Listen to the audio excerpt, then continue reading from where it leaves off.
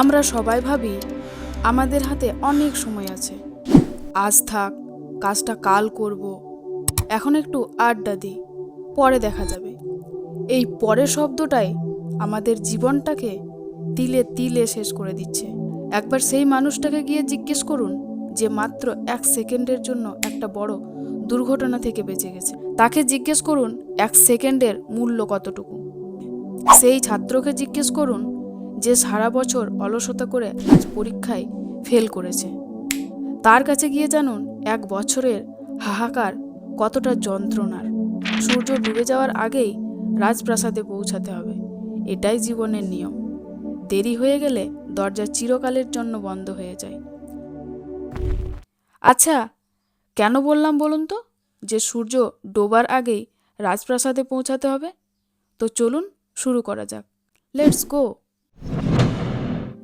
একটা ছোট্ট শহরে সৌরভ নামে এক যুবক বাস করত। সে ছিল অত্যন্ত অলস এবং সবসময় তার প্রয়োজনীয় কাজগুলো পরের দিনের জন্য ফেলে রাখত।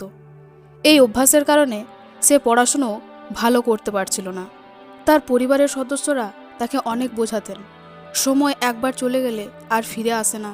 কিন্তু সৌরভ সেসব কথায় কান দিত না। সে ভাবত, ধুর, এখনও তো অনেক সময় আছে, পরে করে নেব। এরপর সৌরভ পড়াশুনোর জন্য শহরে গেল, কিন্তু তার স্বভাব সেখানেও গিয়েও পরিবর্তন হলো না। সারাদিন বন্ধুদের সাথে আড্ডা, মোবাইলে রিলস, এগুলো দেখেই তার সময় কাটত। একদিন হঠাৎই সৌরভের মনে হলো তার জীবন পরিবর্তন করা উচিত।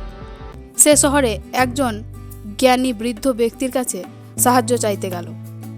সেখানে গিয়ে সৌরভ তাকে তার সমস্যার কথা বলল। তাকে বলল, দাদু, আমি জীবনে বারবার ব্যর্থ হচ্ছি। আমার বন্ধুরা সব অনেক এগিয়ে যাচ্ছে আর আমি পিছিয়ে পড়ছি। আমি কি করব? সৌরভের সমস্যার কথা শুনে জ্ঞানী বৃদ্ধ ব্যক্তিটি মৃদু হেসে সৌরভের সমস্যা বুঝতে পারলেন।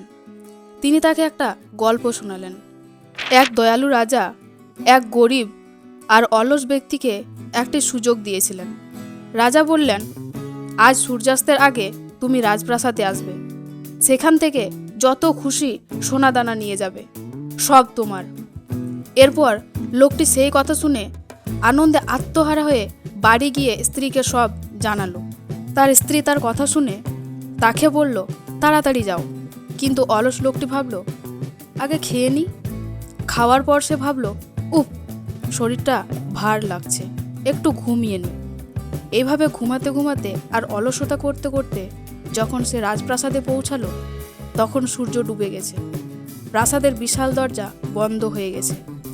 দরজা বন্ধ দেখে লোকটি সেখানেই বসে কাঁদতে শুরু করলো। শুধুমাত্র সময়ের সঠিক মূল্যায়ন না করায় সে তার জীবনের সবথেকে বড় সুযোগটি হারিয়ে ফেলল। এই গল্প শুনে সৌরভের ভুল ভেঙে গেল।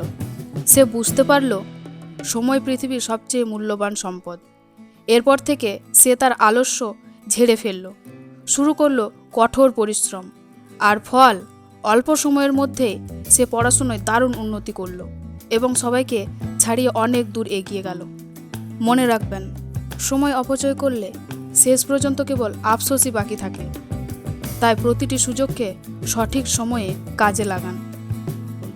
মনে রাখবেন, টাকা হারালে কামানো যায়, কিন্তু চলে যাওয়ার সময় পৃথিবীর সব সম্পদ দিয়েও ফেরানো সম্ভব নয়। যদি এই কথাগুলো আপনার মনে বিন্দুমাত্র দাগ কেটে থাকে, তাহলে আজ থেকেই সময়ের কদর করা শুরু করুন। আর ভালো লাগলে শেয়ার করুন তাদের সাথে যাদের আপনি ভালোবাসেন।